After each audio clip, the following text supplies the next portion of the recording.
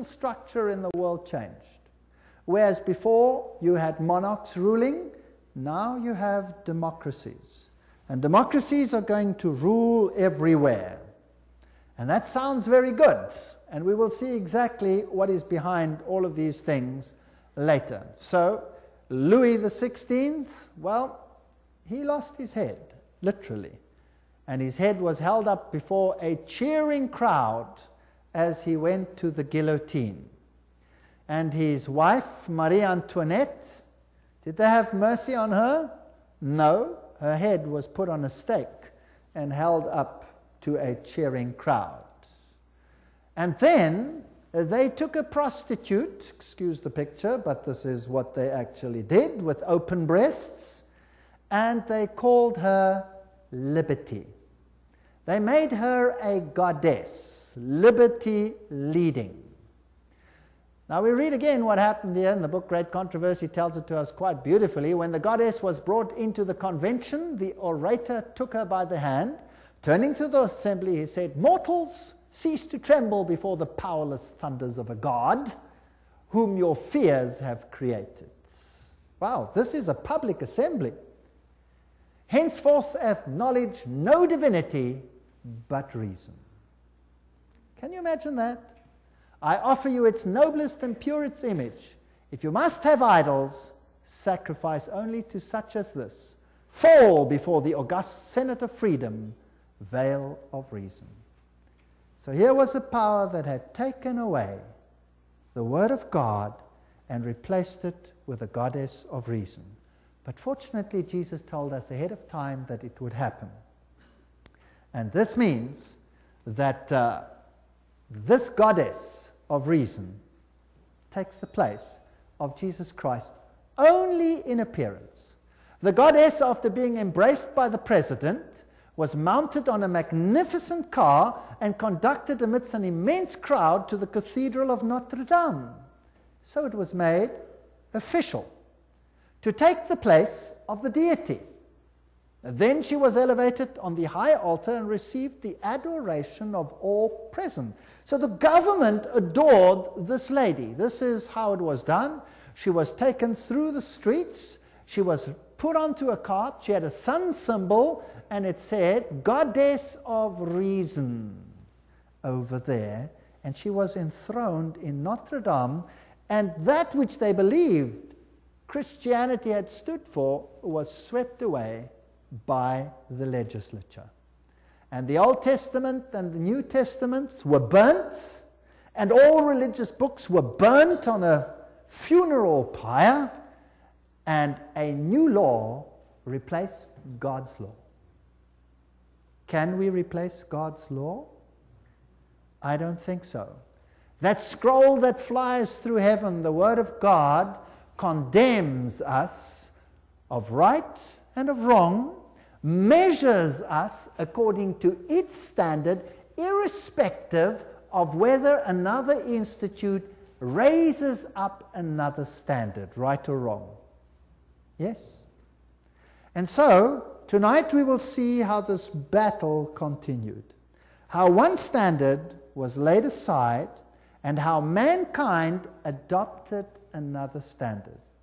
And may God help us to choose between standards.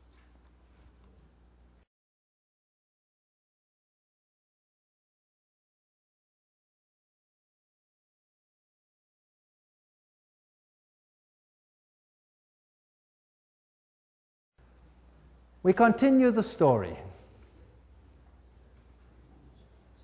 What happens when you replace God's standard with human standards? Human standards are made to look good, but obviously they have their problems. Well, during the French Revolution, a new standard for mankind evolved. And this standard was termed the Manifesto of Human Rights. By the way, if you listen to the media today, do you hear God's law, God's law, God's law, or do you hear human rights, human rights, human rights? What do you hear?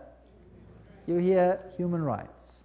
Now, isn't it fascinating that the French published their first Manifesto of Human Rights in this form?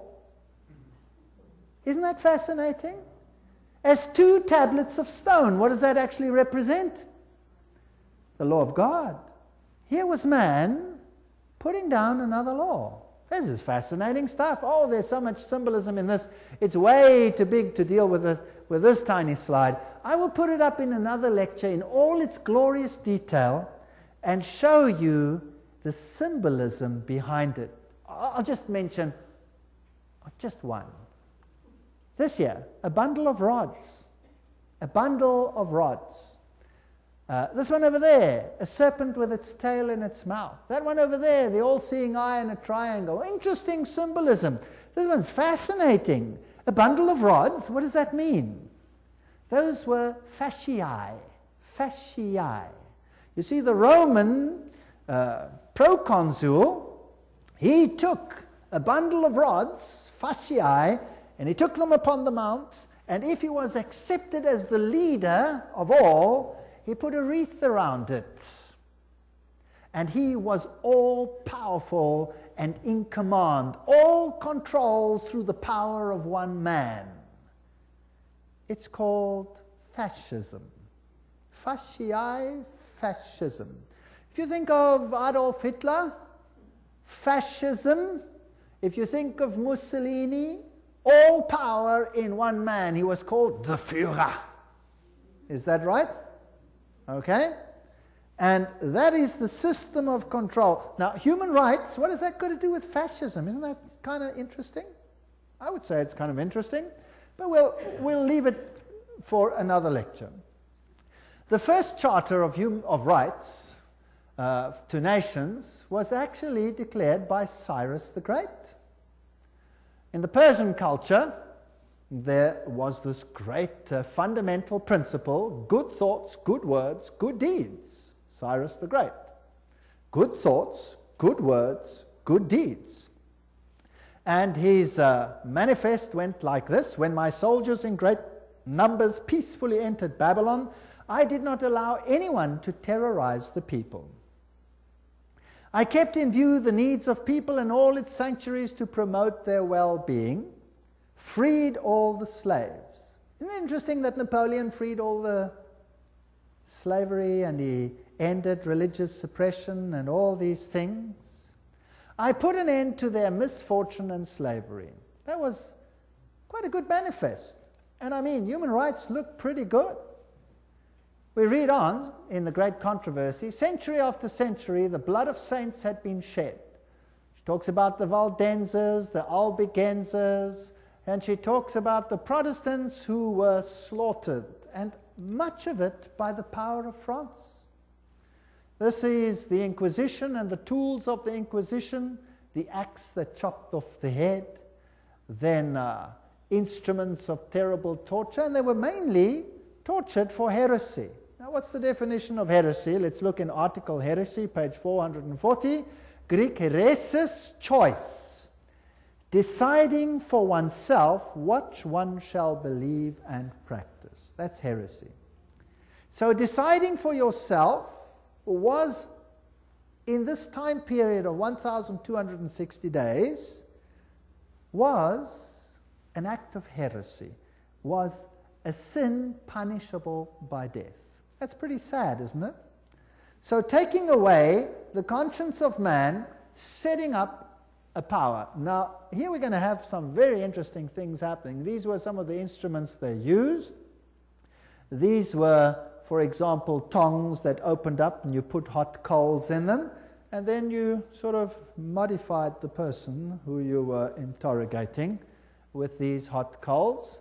These here are ankle guards or ankle clamps, and you'll notice the pins in them that when they were screwed tight, they went right into the bone. I mean, these people were pretty serious about what they did. This particular instrument was still used by General Franco in the 1970s. This is a pretty mean instrument. This is one where they put it around your neck, and then they start screwing that screw in there. Not very nice thing to do. Stocks, of course, thumb screws, This instrument was particularly nasty. They would